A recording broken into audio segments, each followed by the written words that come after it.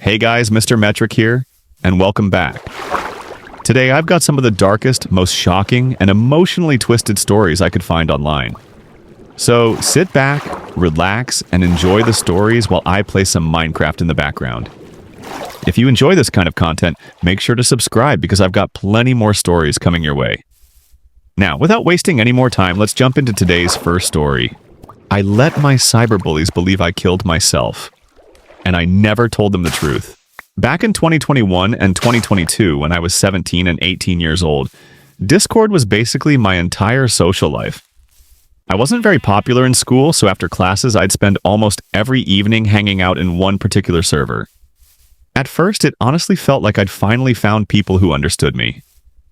We'd stay up late playing games, talking about random things, and for the first time in a long time, I felt like I belonged somewhere. Unfortunately, that feeling didn't last. It started with harmless jokes.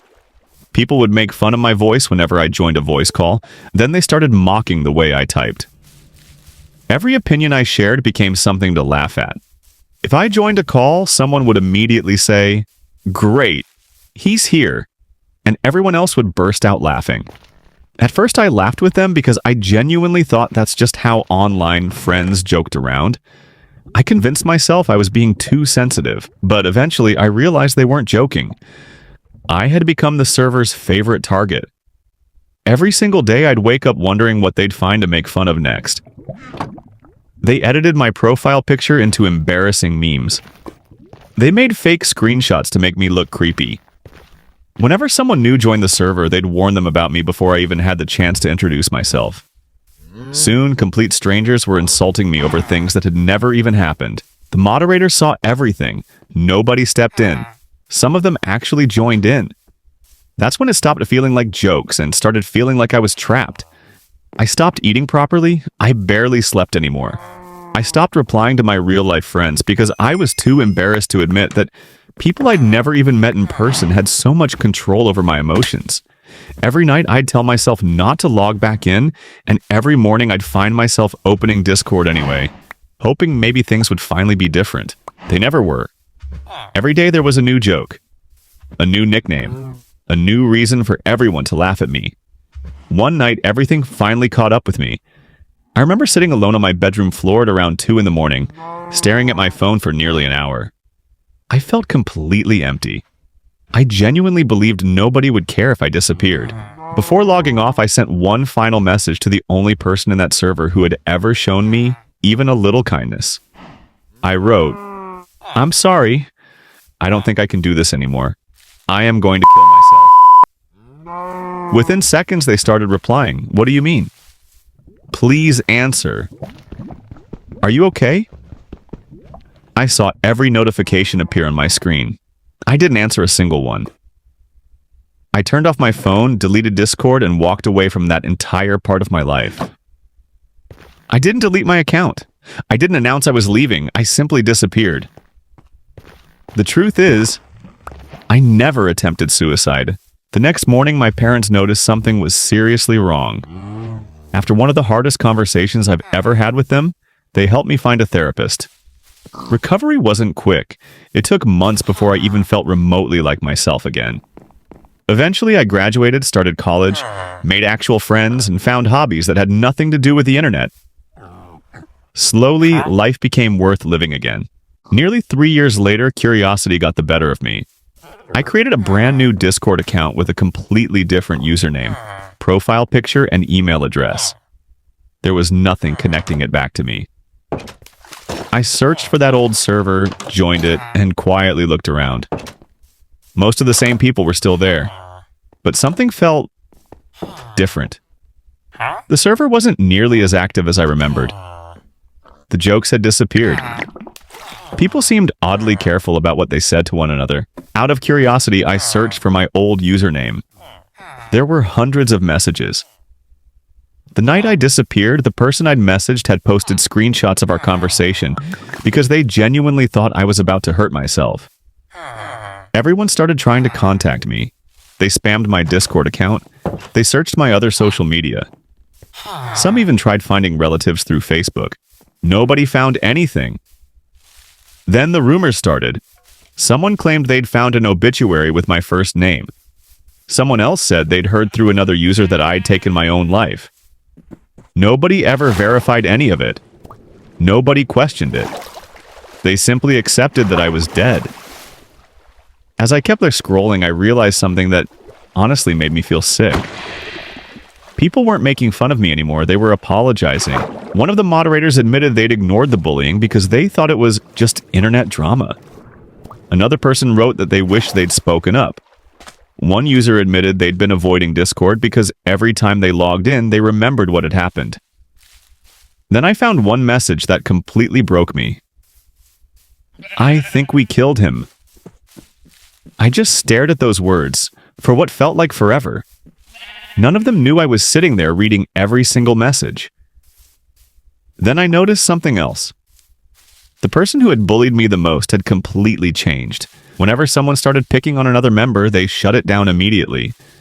If someone hinted they were struggling mentally, they were the first person posting suicide hotline numbers and encouraging them to get help. They even apologized publicly to newer members for how toxic the server used to be, saying they never wanted anyone to experience that kind of environment again. It was like my supposed death had changed them. I closed my laptop and cried. Not because I finally got revenge, not because I hated them, but because the only reason they became better people was because they believed someone had died. To this day, none of them know I'm alive. Sometimes I think about sending a message. Just one sentence. "Hey, it's me." But every time my fingers reach the keyboard, I stop. I honestly think I'd leave the old Discord account exactly the way it is. As harsh as it sounds, some people only learn the consequences of their actions the hard way, and it seems like this experience genuinely changed how they treat others. But if I wanted to clear my conscience, I wouldn't log back into the old account.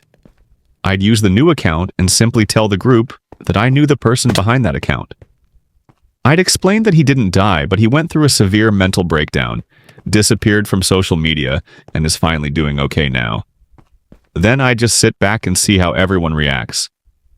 I'm really curious though, what would you do? Would you tell them the truth after all these years, or would you let them keep believing what happened? Let me know in the comments. Anyway, onto the next story. This one is crazy. Titled, "I Ruined a Marriage Over Unpaid Babysitting." A few years ago while I was in college, I made extra money babysitting for a family that lived about 20 minutes from my apartment. At first, they seemed like the perfect clients. They had one little girl who was sweet, polite, and honestly one of the easiest kids I'd ever looked after. The husband traveled constantly for work, sometimes disappearing for a week or two at a time, while his wife stayed home with their daughter. Since he was gone so often, I mostly dealt with her whenever I came over. For the first few weeks, everything went smoothly. She always paid me on time, thanked me before I left, and even tipped me a couple of times. I thought I'd found a steady babysitting job that would last throughout college. Then things slowly started changing. She began asking if I could stay just another 30 minutes because she'd been held up at work. 30 minutes turned into an hour, then 2 hours. Eventually, she'd stop answering her phone altogether, while I sat in her living room wondering if something had happened to her. Every time she'd finally walk through the front door, she'd apologize, blame traffic, hand me the exact amount we'd originally agreed on, and completely ignore the extra time I'd spent there. The first few times I let it slide. I figured everyone has bad days. But it became a pattern. She'd promised to make it up to me next time. She never did. By the third month, I realized I was practically working for free every single week. The worst night happened on a Friday. She told me she'd be home by 9 p.m. 9 came and went. Then 10. Then 11. I called. No answer. I texted. Nothing. Around midnight, she finally stumbled through the front door laughing as she tried to quietly close it behind her. She didn't look like someone who'd been stuck at work. She smelled like expensive perfume and alcohol. Her hair was a mess. She looked at the clock, looked at me, and actually had the nerve to say, "Wow, you're still here?"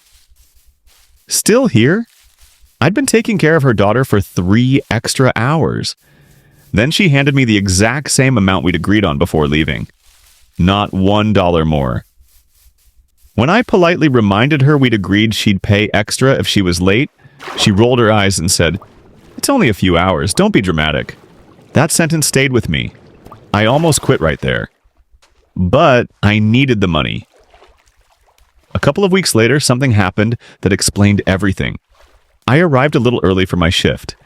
As I pulled into the driveway, I noticed a car I'd never seen before parked a few houses away. A man got out, looked around, and walked straight to the front door. She opened it almost immediately. The two of them kissed before they even stepped inside. I sat frozen in my car. 10 minutes later, she texted me asking if I could come in because she was running late for an important work meeting. I didn't say a word. From that point on, I started noticing the pattern. Whenever her husband was out of town, the same man showed up. She'd leave me with her daughter while she disappeared upstairs with him for hours. Sometimes they'd leave together and come back long after midnight. Meanwhile, I was the one making dinner, helping with homework, giving baths, and putting her daughter to bed. I wasn't just a babysitter anymore. I was covering for her affair. The final straw came when she once again stayed out hours longer than she'd promised and refused to pay me for the extra time. As I was leaving, she smiled and said, "See you next week." That was the moment I decided there wouldn't be a next week. A few days later, I was dropping off something her daughter had accidentally left in my car. As I pulled into the street, I saw the same man walking toward the house. This time, I didn't look away. I quietly took out my phone and snapped several clear photos of them kissing in the driveway before they went inside. That night, I found her husband's number in our old text messages about scheduling babysitting. I stared at the screen for almost an hour. Part of me felt guilty. Another part of me remembered every unpaid hour, every lie, every excuse. Every time she'd treated me like my time didn't matter. Finally, I sent him one picture, along with one sentence. "Since I'm apparently not worth paying, I thought you should know what she's actually doing while you're away on business." He never replied. I figured maybe he'd ignored it. The following week, I drove past their house on my way to class. There were moving trucks outside. A month later, I heard through a mutual acquaintance that he'd filed for divorce almost immediately after confronting her. Apparently, the picture wasn't even the worst part. Once he started digging, he discovered the affair had been going on for nearly 2 years. I never babysat for them again. Sometimes I wonder if I should feel guilty for destroying their marriage. Then I remember, I didn't destroy it. I just happened to be the person who turned on the lights. Wow, this is one of those situations where actions have consequences. Personally, I don't think the babysitter ruined the marriage. If someone is cheating for 2 years, the marriage was already falling apart. The babysitter simply exposed what was already happening. That said, I probably would have quit the job first instead of sticking around as long as they did. What do you guys think? Was sending the picture the right thing to do, or should they have just walked away and minded their own business? I'd love to hear your opinions in the comments. Alright guys, let's end it here for today. I've got plenty more dark and interesting stories lined up, but I don't want to make this video too long. Plus, I think it's time for me to take a break from Minecraft for a bit. If you enjoyed today's stories, don't forget to like, subscribe, and leave your thoughts in the comments. I read them all. Thanks for hanging out with me, and I'll see you in the next one, coming very soon. Take care, everyone.